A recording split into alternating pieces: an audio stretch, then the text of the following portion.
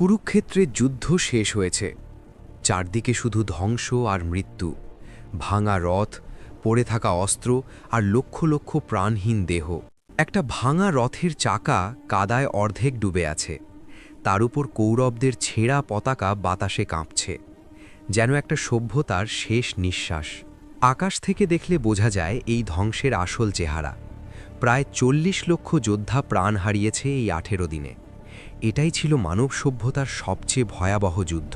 ৫ পাণ্ডব দাঁড়িয়ে আছেন যুদ্ধক্ষেত্রের শেষ প্রান্তে। তারা জিতেছেন, কিন্তু তাদের চোখে বিজয়ের আনন্দ নেই, আছে শুধু অসীম শূন্যতা। যুধিষ্ঠিরের চোখে তাকালে বোঝা যায় এই জয়ের মূল্য কতটা ভয়ানক।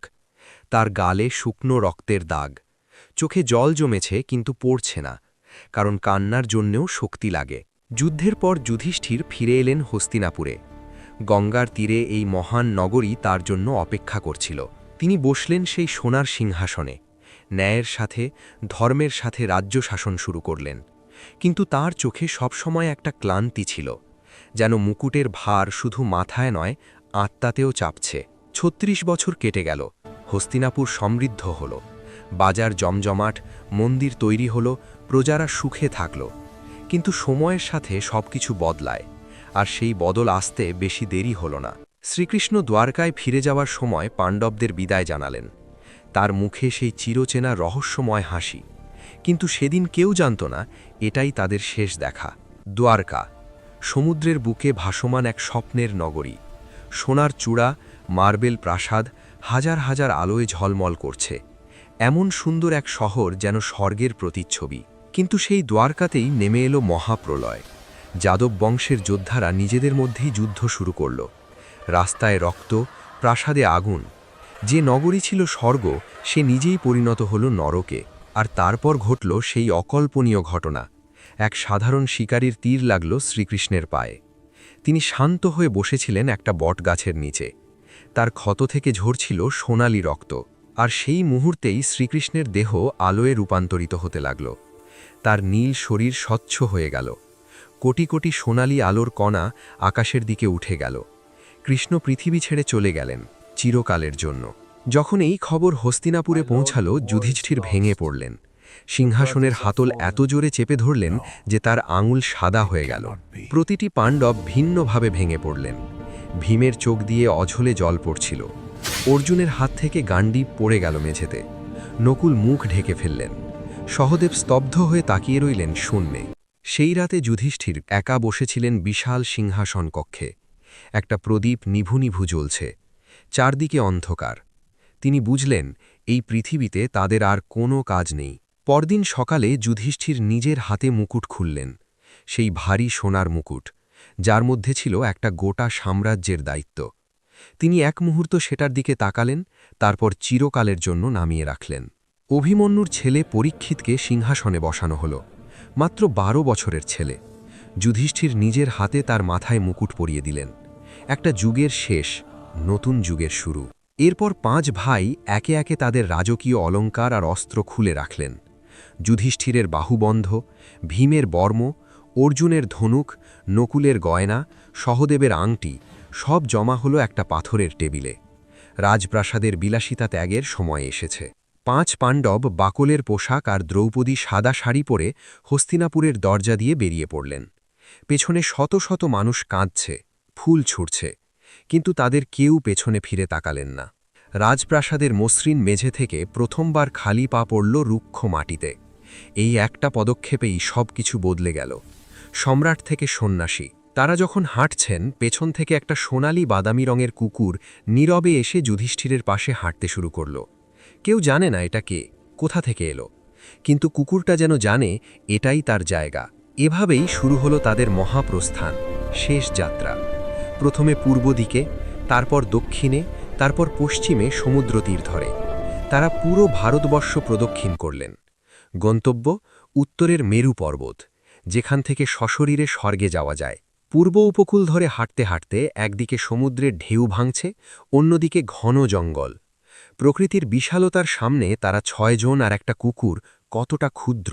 দক্ষিণের মরুভূমিতে রোদ ঝলসে দিচ্ছে, গলা শুকিয়ে আসছে।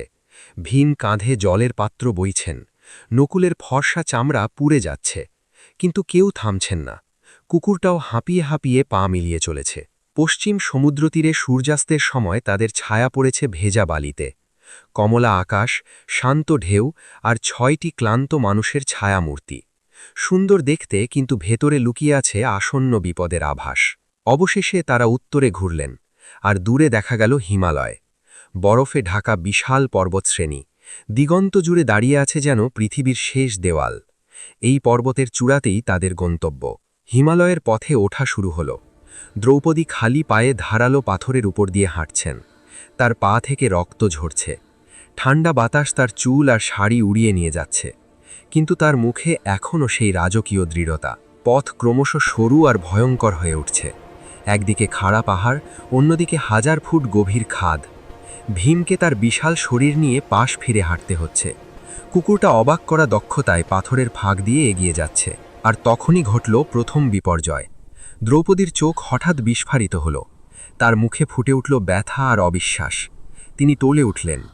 দ্রৌপদী বরফের ওপর ঢলে পড়লেন।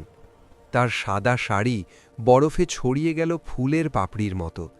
কালো লম্বা চুল সাদা বরফে এক করুণ ছবি আঁকল। তার হাত একবার সামনের দিকে বাড়ানো, যেন শেষবারের মতো কাউকে ধরতে চাইছেন। ভীম পেছনে ফিরে চিৎকার করে উঠলেন। তার বিশাল শরীর কাঁপছে, চোখের জল জমে বরফ হয়ে যাচ্ছে গালে। তিনি ছুটে যেতে চান, কিন্তু সামনে যুধিষ্ঠির হাঁটছেন, পেছনে না তাকিয়ে। যুধিষ্ঠির সামনে তাকিয়ে বললেন, দ্রৌপদী পঞ্চপাণ্ডবের স্ত্রী হয়েও অর্জুনের প্রতি বেশি পক্ষপাত করতেন। এই পক্ষপাত ছিল তার দোষ। কথাগুলো বলতে তার গলা কাঁপেনি, কিন্তু তার গালে একটা হিমায়িত অশ্রুর দাগ চিকচিক করছিল। যতই তারা ওপরে উঠছেন, দ্রৌপদীর দেহ ততই ছোট হয়ে যাচ্ছে পেছনে। বরফে একটা সাদা বিন্দু। এই দূরত্ব আর কোনোদিন কমবে না। এরপর সহদেবের পালা। পাণ্ডবদের মধ্যে সবচেয়ে জ্ঞানী, কিন্তু তার মধ্যে একটা সূক্ষ্ম অহংকার ছিল। তিনি মনে করতেন জ্ঞানে তার সমকক্ষ আর কেউ নেই। সেই গোপন দম্ভ ফুটে উঠল তার চোখে, আর তারপরই চোখ নিভে গেল। সহদেবের শরীর হিমবাহের ওপর লুটিয়ে পড়ল। ছোটখাটো চেহারা, পণ্ডিতের হাত ছড়িয়ে আছে বরফে। 4 জন পাণ্ডব আর কুকুরটা এগিয়ে যাচ্ছে সামনে। পেছনে আর তাকানোর উপায় নেই। তারপর নকুল, পাণ্ডবদের মধ্যে সবচেয়ে সুন্দর। পাহাড়ের বরফে নিজের প্রতিবিম্ব দেখে তার মনে এক মুহূর্তের জন্য ফুটে উঠল সেই পুরনো গর্ব, আমার মতো সুন্দর আর কেউ নেই। আর সেই মুহূর্তেই তার চোখ নিভে গেল। নকুলের পতনটাও ছিল তার মতোই সুন্দর, যেন একটা ফুল ঝরে পড়ল বরফে। কিন্তু সৌন্দর্যের এই কবিতায় লুকিয়ে আছে একটা নিষ্ঠুর সত্য। অহংকার, তা যত ছোটই হোক, মুক্তির পথে সবচেয়ে বড় বাধা। এখন মাত্র 3 জন, যুধিষ্ঠির, ভীম আর অর্জুন, সাথে সেই বিশ্বস্ত কুকুর।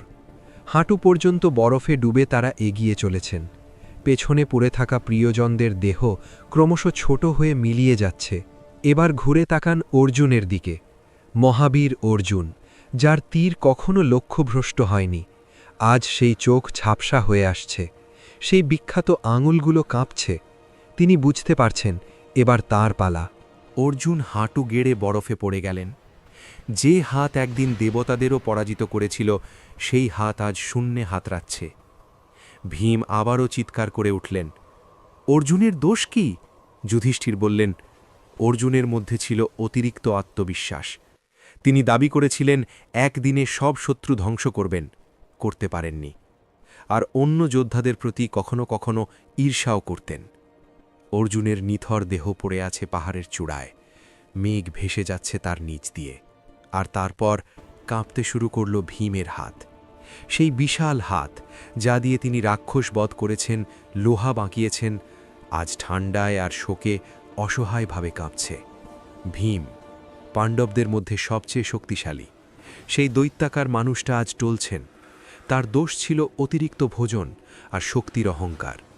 দুঃশাসনের বুকের রক্তপান, দুর্যোধনের উরু ভাঙা, বীরত্ব হলেও ছিল প্রতিহিংসার বিষ। ভীমের পতন ছিল ভূমিকম্পের মতো। তার বিশাল দেহ বরফে আছড়ে পড়তেই চারদিকে ফাটল ধরে গেল। বরফ উড়ল ঝড়ের মতো। সবচেয়ে শক্তিশালী মানুষটার শেষ এভাবেই হল। এখন শুধু যুধিষ্ঠির, আর সেই রহস্যময় কুকুরটি, 2 পা আর 4টে থাবা, বরফে রক্তের দাগ রেখে একটানা এগিয়ে চলেছে। বাতাস তাদের পায়ের ছাপ মুছে দিচ্ছে, যেন পৃথিবী তাদের চলে যাওয়ার কোনো চিহ্নই রাখতে চাইছে না। চারদিকে শুধু সাদা বরফ আর কালো পাথর, পৃথিবীর সবচেয়ে নির্জন জায়গা। সেখানে 2 ক্ষুদ্র বিন্দু, একটা মানুষ, একটা কুকুর, উঠে চলেছে সেই চূড়ার দিকে যেখানে অদ্ভুত সোনালি আলো জ্বলছে। অবশেষে যুধিষ্ঠির পৌঁছালেন মেরু পর্বতের চূড়ায়। মেঘের সমুদ্র তার পায়ের নিচে, হিমালয়ের চূড়াগুলো দ্বীপের মতো জেগে আছে মেঘের মধ্যে। কুকুরটা শান্তভাবে তার পায়ের কাছে বসে তার দিকে তাকাচ্ছে, যেন কিছু একটা জানে যা যুধিষ্ঠির এখনও জানেন না। আকাশে একটা সোনালি আলোর বিন্দু দেখা দিল। সেটা ক্রমশ বড় হচ্ছে, নিচে নামছে। কিছু একটা আসছে স্বর্গ থেকে। সেটা ছিল দেবরাজ ইন্দ্রের রথ, সোনার রথ। আলোর পাখা মেলা 4 সাদা ঘোড়া তাকে টানছে। রথের আলোতে পাহাড়ের বরফ গলে যাচ্ছে। ইন্দ্র নিজে দাঁড়িয়ে আছেন সেই রথে। সোনার বর্ম, রত্নখচিত মুকুট দৈবী আভায় ঝলমল করছেন। ইন্দ্র হাত বাড়ালেন, বললেন, এসো যুধিষ্ঠির, তোমার জন্য স্বর্গের দরজা খোলা। তুমি সশরীরে স্বর্গে যাওয়ার অধিকার অর্জন করেছ। যুধিষ্ঠির উপরে তাকালেন। সোনালি আলো তার ক্লান্ত মুখে প্রতিফলিত হচ্ছে। কিন্তু তারপর তার চোখ নেমে এলো নিচে, সেই কুকুরটার দিকে। কুকুরটা তার পায়ের কাছে বসে ভরসার চোখে তার দিকে তাকিয়ে আছে। যুধিষ্ঠির হাঁটু গেড়ে কুকুরটার পাশে বসলেন, একটা হাত রাখলেন তার পিঠে। তারপর উপরে তাকিয়ে বললেন, এই কুকুরটিকেও নিতে হবে। সে আমার সাথে এতটা পথ এসেছে, আমি ওকে ছেড়ে যেতে পারি না। তার ক্ষতবিক্ষত হাতটা কুকুরের মাথায় রাখা। কুকুরের বিশ্বস্ত চোখ তার দিকে তাকিয়ে। এই একটা দৃশ্যে লুকিয়ে আছে সমগ্র মহাভারতের সবচেয়ে বড় শিক্ষা। ভালোবাসা আর বিশ্বস্ততার চেয়ে বড় কোনো ধর্ম নেই। ইন্দ্র অবাক হলেন, তার মুখে রাগ আর বিস্ময়। তিনি বললেন, স্বর্গে কুকুরের স্থান নেই, এই জীবকে ছেড়ে এসো। কিন্তু যুধিষ্ঠির নড়লেন না। পর্বতের চূড়ায় এক অসাধারণ দৃশ্য। একদিকে স্বর্গের দরজা, সোনার রথ, দেবরাজ ইন্দ্র, অসীম ক্ষমতা। অন্যদিকে একটা কুকুর। আর যুধিষ্ঠির বেছে নিলেন কুকুরটাকে। বললেন, প্রয়োজনে স্বর্গ ত্যাগ করব, কিন্তু এই বিশ্বস্ত প্রাণীকে ত্যাগ করব না। আর ঠিক সেই মুহূর্তে কুকুরের চোখে অদ্ভুত আলো জ্বলে উঠল। সাধারণ বাদামি চোখ হঠাৎ নীল সাদা আলোয় ভরে গেল। এ তো সাধারণ কুকুর ছিল না। কুকুরের শরীর থেকে আলো বিস্ফোরিত হল। ছোট চেহারা বড় হতে লাগল, লোম মিলিয়ে গেল আলোর কণায়। আর সেখান থেকে আবির্ভূত হলেন এক 8 ফুট উঁচু দৈবী মূর্তি। 4 হাতে ন্যায়দণ্ড, দাঁড়িপাল্লা, পদ্ম আর আশীর্বাদ মুদ্রা। ইনি স্বয়ং ধর্মদেব, যুধিষ্ঠিরের পিতা। এটি ছিল শেষ পরীক্ষা, আর যুধিষ্ঠির উত্তীর্ণ হলেন। ধর্মদেব ছেলের দিকে তাকালেন গভীর ভালোবাসায়। একটা হাত রাখলেন যুধিষ্ঠিরের মাথায়। সোনালি আলো বয়ে গেল তার শরীরে। যুধিষ্ঠিরের চোখ দিয়ে অবশেষে জল গড়িয়ে পড়ল। দুঃখের নয়, চেনার জল। পিতা আর পুত্রের মিলন, সৃষ্টির সবচেয়ে উঁচু চূড়ায়। যুধিষ্ঠির উঠে পড়লেন ইন্দ্রের রথে। রথ আকাশে উঠতে লাগল। হিমালয় ছোট হয়ে যাচ্ছে পায়ের নিচে। মেঘ সরে গিয়ে দেখা দিল একটা সোনালি পথ, যেটা সোজা স্বর্গের দরজায় গেছে। স্বর্গ, এক অকল্পনীয় জগৎ। সোনার প্রাসাদ, স্ফটিকের চূড়া, আলোর নদী উপরের দিকে বয়ে যাচ্ছে। গাছে জলজল করছে রত্নের মতো ফল। এমন সৌন্দর্য যা কোনো মানুষ কল্পনাও করতে পারে না। কিন্তু স্বর্গে ঢুকতেই যুধিষ্ঠিরের চোখ থমকে গেল। সোনার সিংহাসনে বসে আছেন দুর্যোধন। সেই দুর্যোধন যিনি ছিলেন অন্যায়ের প্রতীক, যার জন্যে এই সমস্ত যুদ্ধ। তিনি স্বর্গে। আর দ্রৌপদী, ভীম, অর্জুন, তাদের কোথাও দেখা নেই। যুধিষ্ঠিরের মুখে ফুটে উঠল অবিশ্বাস, তারপর ক্রোধ, তারপর তীব্র বিশ্বাসঘাতকতার যন্ত্রণা। তার শান্ত মুখ প্রথমবারের মতো লাল হয়ে উঠল। তিনি চিৎকার করে বললেন, আমার ভাইদের কোথায় নিয়ে যাওয়া হয়েছে? তাকে নিয়ে যাওয়া হলো স্বর্গের উজ্জ্বল হল ছেড়ে একটা অন্ধকার সিঁড়ি বেয়ে নিচে। সোনালি আলো ধীরে ধীরে মিলিয়ে যাচ্ছে। তার জায়গা নিচ্ছে ঠান্ডা, ভেজা, দম বন্ধ পাড়া অন্ধকার। সেটা ছিল নরক। কালো পাথরের গুহা, ঘোলা জলের নদী, ধূসর কুয়াশা, শিকলের শব্দ। যুধিষ্ঠির সেই অন্ধকারের মুখে দাঁড়িয়ে আছেন, ছোট্ট সাদা একটা বিন্দু বিশাল অন্ধকারের সামনে। আর সেখানেই তিনি দেখলেন তার ভাইয়েরা আর দ্রৌপদী। ভীমের বিশাল দেহ শিকলে বাঁধা, অর্জুনের চোখ গর্তে ঢুকে গেছে, নকুলের সুন্দর মুখ ক্ষতবিক্ষত, সহদেব কোনায় কুকড়ে আছেন, দ্রৌপদী হাত বাড়িয়ে ডাকছেন, যুধিষ্ঠির, আমাকে বাঁচাও। যুধিষ্ঠির সোজা হয়ে দাঁড়ালেন, চোখে জল, কিন্তু কণ্ঠ অটল। তিনি বললেন, আমি এখানেই থাকব, তাদের সাথে। স্বর্গে আমার কোনো প্রয়োজন নেই যদি সেখানে আমার পরিবার না থাকে। আর তার বুকের ভেতর থেকে একটা সোনালি আলো জ্বলে উঠতে লাগল। আর ঠিক সেই মুহূর্তে সব কিছু ভেঙে পড়ল। নরকের কালো দেওয়াল ফেটে গেল কাঁচের মতো, অন্ধকার পুড়ে ছাই হয়ে গেল সোনালি আলোয়, শিকল ভেঙে পড়ল সোনার গুঁড়ো হয়ে। কারণ এই নরক ছিল মায়া, যুধিষ্ঠিরের শেষ পরীক্ষা, নিজের প্রিয়জনদের কষ্টে দেখেও নীতি থেকে বিচ্যুত না হওয়া। আর তিনি সেটাতেও জিতলেন। মায়া কেটে গেলে দেখা গেল সবাই স্বর্গে আছেন। 5 পাণ্ডব, দ্রৌপদী, সবাই সুস্থ, উজ্জ্বল, দৈবী পোশাকে। আর শুধু তারাই নন, কর্ণ আছেন সোনার বর্মে, শান্ত মুখে, ভীষ্ম আছেন রূপোর বর্মে পিতামহের হাসি নিয়ে, দ্রোণাচার্য আছেন গৈরিক বসনে। সবার মুখে একই শান্তি, কারণ মৃত্যুর পরে পাপ পুণ্যের হিসাব শেষ হয়ে যায়।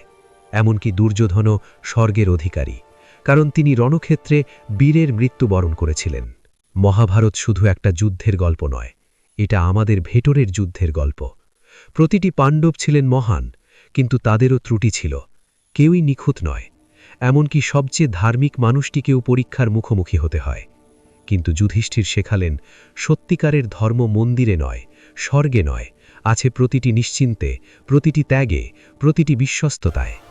এই ভিডিওটা ভালো লাগলে লাইক করুন, আর মহাভারতের আরও এমন অজানা গল্প শুনতে চাইলে এখনই সাবস্ক্রাইব করুন। পরের ভিডিওতে আমরা জানব কর্ণের জীবনের সেই একটি নিশ্চিন্ত, যা পুরো মহাভারতকে বদলে দিতে পারত।